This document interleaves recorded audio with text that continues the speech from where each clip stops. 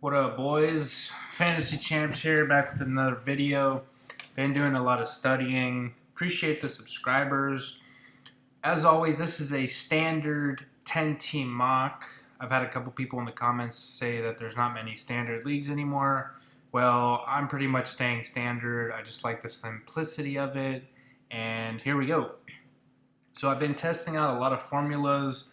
I've had quarterback early formulas. I've had wide receiver early formulas. And guys, I might, as always, just go back to the classic take two running backs off the rip. And the reason why is because running backs, they're just more valuable in standard. And of course everybody knows that. So you kind of got to know your league mates. You kind of got to say, okay, if I take Jefferson early, could I get Garrett Wilson or Lamb in the third round because running backs are going to be going off the board. So essentially, you start talking to your league mates, find out who they like, who they want, and it's a little way to get insider information that you can kind of plan out your picks. So for me, I'm picking at the 7th spot. We find out the draft order about 3 months before the draft, so we can start planning some formulas. And I'm pretty much gonna go running back. If I can get a Chubb Pollard start, it's just insane upside. If Chubb and Pollard don't get hurt, you're talking 2 top 5 running backs. And I'm going to show you guys how to build this team out to where it has a lot of firepower in a lot of positions. Got some Coors Light drinking. See if we could get some beer sponsors as the channel grows. That would be fun, getting a beer sponsor. But as you can see, I am liking that a lot more running backs are going. And I am doing a head-to-head non-ppr draft. So it is nice seeing these receivers fall. And in a lot of standard leagues, if there isn't PPR of any sort, a lot of these receivers should be falling because a lot of the running backs are going to finish higher than a lot of these guys. Like, they're going to finish higher than A.J. Brown, Lamb, Adams this year. So they're just going to get pushed down. And right here, if Brees is healthy and ready to go week 1 and he's cutting and he's bursting, he ran 23 miles an hour today. If he's doing that, we're taking Brees all day here. But if he's not, if he has some questions and there's some concerns, then just go with Tony Pollard. He's a slam dunk pick. I mean, look at this guy's numbers last year. So he had, and this was being the backup, good, medium, good, medium, good, bad, bad. I think he broke his leg that game. Or no, that was up here. So he had a ton of boom games. And that was splitting carries. He's going to be the starting running back now. One of the true 3-down workhorse running backs in the league. There's not many of them in the league. I mean, really, it's like Pollard, Aaron Jones, Jonathan Taylor, probably Bijan Robinson now, Tony Pollard, Saquon Barkley. There's only a handful of them that are true 3-down backs. And getting one as your RB2 is extremely strong. So right here, we're essentially... Now I'm going to show you guys some routes here. If you guys are picking in the 5... If you guys are really picking in the 4, 5, 6 range, I would no doubt go running back, and grab Mahomes or Allen. Because if you get a start like Bijan, Pollard, and you get Josh Allen, like, that's insane. Like, if I got Josh Allen, Chubb, and Pollard, let's say Chubb has like 17 points, Pollard has 17, And then Josh Allen has 35. So that's 35, 45, 52, 62. That's about 70 points from 3 players. And it's like you get an elite defense like I've been talking about. You get the Cowboys defense, they get 10. Your kicker gets 10. I mean, right there, you're at 90 points from 5 guys, and you still have a lot more going. So here, man, I got to go Josh Allen here, even though I'd love to go Brees. Really, right here, you can go any way. You can go Andrews if you want. It's a really great pick, filling that position. Brees is a smash hit here. Najee is a smash hit here. But for the sake of the video, I'm going to build a super team. And I'm going to go Allen here just to create the highest ceiling. Okay? My wide receivers are going to be a little janky. Actually not. I'm going to show you guys a strategy here where we're going to shoot for like Keenan and Metcalf, or did Metcalf go? Metcalf already went. We're going to go for like an Evans Keenan or like an Amari Cooper Keenan, kind of something like that, and see if our receivers can be kind of decent. Is Ridley still on the board, or did Ridley get picked? There's no way Ridley went, right? Okay, Ridley didn't go. Where's this guy at? Oh, there he is. Puppy. Hey, that's a big puppy. Hey, Chungus. Izzy. Okay, guys. So here, man. Yeah, here you gotta go. I think with all the receivers on the board, we're going to go Andrews here just because he's probably going to finish either number 1 or number 2. And a lot of these other guys, like Waddle's not going to finish as a top 2 wide receiver. None of these guys are going to be like top 3, top 5. Right here, you could have went Gibbs. Great pick here. He could hit top 10. I like Akers. I like a lot of these guys. I think you just have to, like I said, you got to know your league. In my league, a lot of these guys are going to be gone because it's so running back heavy. So I'm kind of trying to be realistic, but I'm showing you guys how to make a super team here. Since it's standard, we don't really need to focus on receivers that much. You just want guys that get touchdowns, and we basically got guys that are getting touchdowns. There should be enough receivers that fall in standard to where you can wait a little bit on him. But like I said, where Andrews was there, it wouldn't have been a bad thing going Waddle.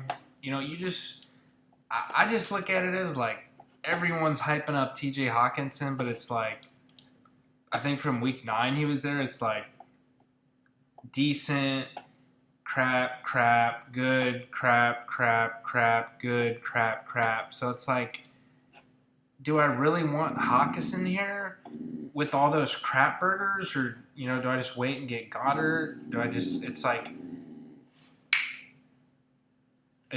you really don't want to wait here. So here we're gonna take.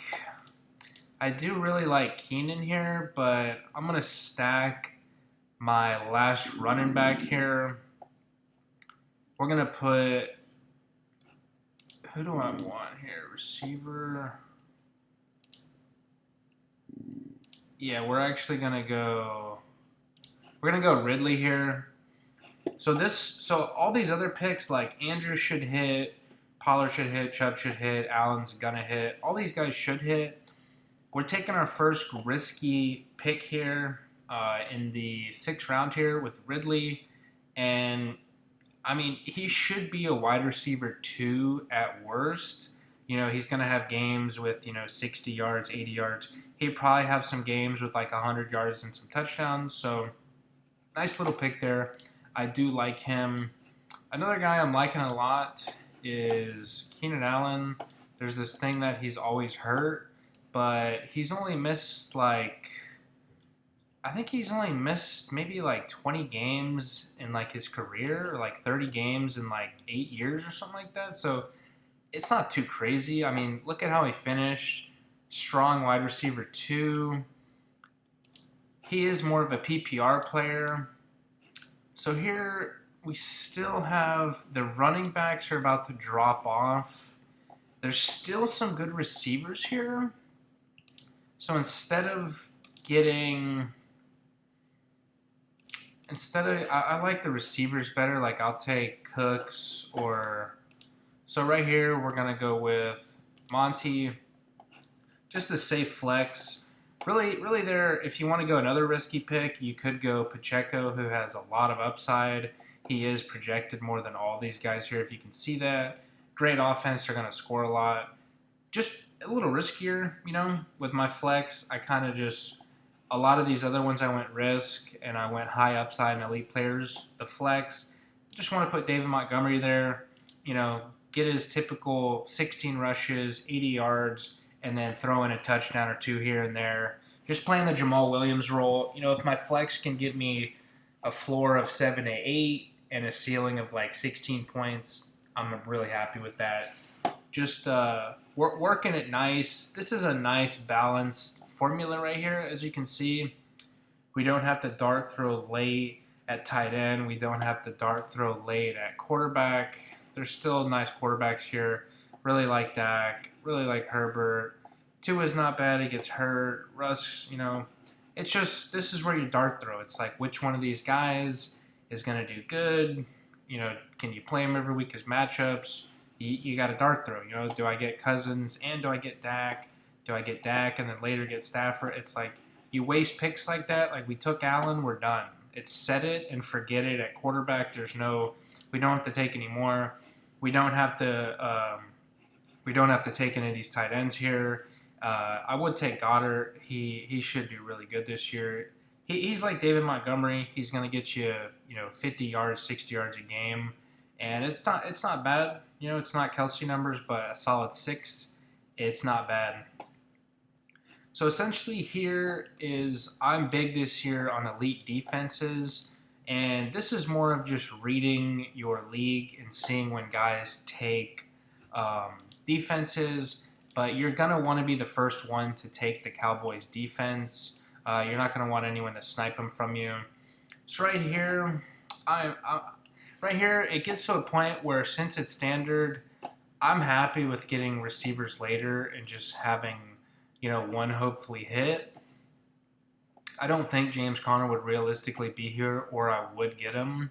Right here, I do like getting Alvin Kamara. If he's there, he could be gone earlier. I don't mind getting him and just stashing him. He'll probably be suspended for like 4 to 6 weeks. But like, the plan here is for the wide receiver 2 is to take a lot of these late guys, like take Burks, take Ayuk, take Michael Thomas, take Jordan Addison, take Odell Beckham, take Kadarius Toney, take Adam Thielen, Elijah Moore, that's a big one. Take 5 of those guys, and I mean, unless we have horrible luck, like, one of them should hit, and that's all we want for a wide receiver 2, is one of them to hit, one of them to blossom, and we get good numbers from a late dart throw. So here, I'll probably go one more running back. I'll take Rachaad White here, just because he is a starting running back. So I have 5 running backs here. And what is nice about this is, typically you can handcuff Jerome Ford with Chubb. You can get Malik Davis with Pollard. You can't get Gibbs from Montgomery. If you wanted to, you could get Jamal Williams coming up here and just kind of lock down that Saints backfield. But for the most part, a lot of these running backs, you can get their handcuffs for free after the draft from the waiver wire, so you don't have to keep throwing the dart throws in here. Now, there are still some good guys in here. Like, I do like Cook. I like Jamal Williams. I like Gibson. And these are just the dart throw guys. Elijah Mitchell, Damon Harris. Those are just the dart throw guys. Since, like I said, since we have the quarterback, we have the tight end, we could go for these guys, but this is a lot of the times where, like, let's see, like, so he went quarterback, he went tight end, he went tight end. Let's see. Anyone else? Yeah, tight end. See, a lot of these guys, look, tight end. This is where the juicy, like, you don't want to be picking David Njoku here. You want to be going the Cowboys defense, who could score more than David Njoku. That's what people don't realize. Getting the Cowboys defense, like they had 153 points. That's literally like a low RB2.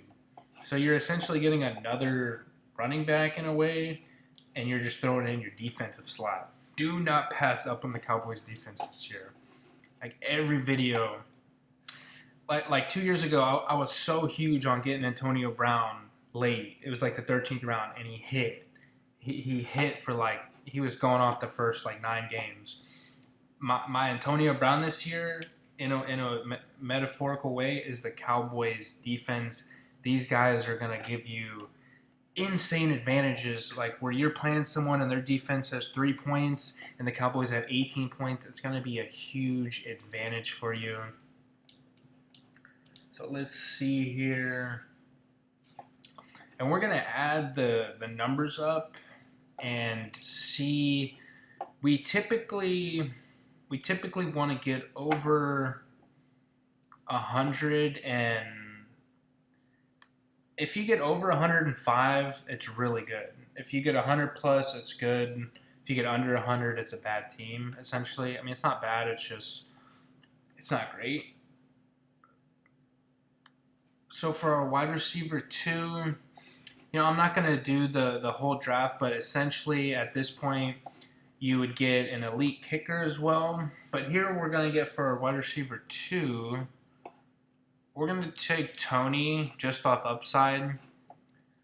The Chiefs are going to score a lot. Tony did decent last year. His numbers weren't horrible. If we go look at him. So, I mean, this guy in your wide receiver 2 spot, 15, 6, 5, 10. I'll take it. And that was, with no chemistry, with no full offseason with Mahomes, he can do even more. But at this point, this is where you're just going to go wide receiver, running back, wide receiver, running back, wide receiver, running back. We don't need to get any tight ends. We don't need to get any quarterbacks. We're just going to take strategic dart throws here. Quentin Johnson, I like. If one of the Chargers receivers goes down, he's going to be the starter in there. I like Adam Thielen. He's going to be the starting receiver for that team. These are just dart throws. I'm not saying they're going to be crazy. I do kind of like Mechie. Not crazy about him, though. Running back. See, if I was going here, I'd probably get Herbert. I like Gibson. I like Mitchell. I like Damon Harris. That's crazy that he's that low. And that would probably be it on the running backs. Just throw Clyde Edwards-Helaire in there. But we're going to draft Tucker. And we're going to add it up. And we're going to see. We're going to see if we can get. Let's see here. We're going to see if we can get over 100 and, let's say, 4 points. Okay, let's go back to this. Let me see. Alright, so we got the calculator here. So I'm going to pull up the app. And I play 6 points per passing touchdown. So really, if you get around 100, I think 100, like 99 to 104, you should be a top scoring team. But doing this draft, let's just say if I get over 103 to 104, if I can get over that, then it's a pretty strong team. All right, so Allen, we have 24.6 plus, here's your running back, so Chubb and Pollard. So let's see, we have Chubb at 13.6. Okay. We have Pollard, 14.5. Okay. Our other running back, David Montgomery, he is at 9.3. Okay. Our wide receiver, Ridley, is at, let's see, he's at 9. Okay. And then Tony is at, where's Tony at? Tony is at plus 7.1 equals that. Then we have Andrews, who is at plus 8.7 equals that. Oh, we're getting close. Then we have a kicker plus 8.8 equals that. And then the defense, the Cowboys, plus 7.1. So, I mean, let's round it up to 103. We essentially did it. We got the strong team. Anything under 100, it's not too strong. And, you know, you can kind of play with this. Like, if you really wanted to, like, you could go James Conner, Pacheco, who's projected 3 more points than Montgomery. And really, you'd be at, like, like 106 projection. It'd probably be one of the higher ones in the league.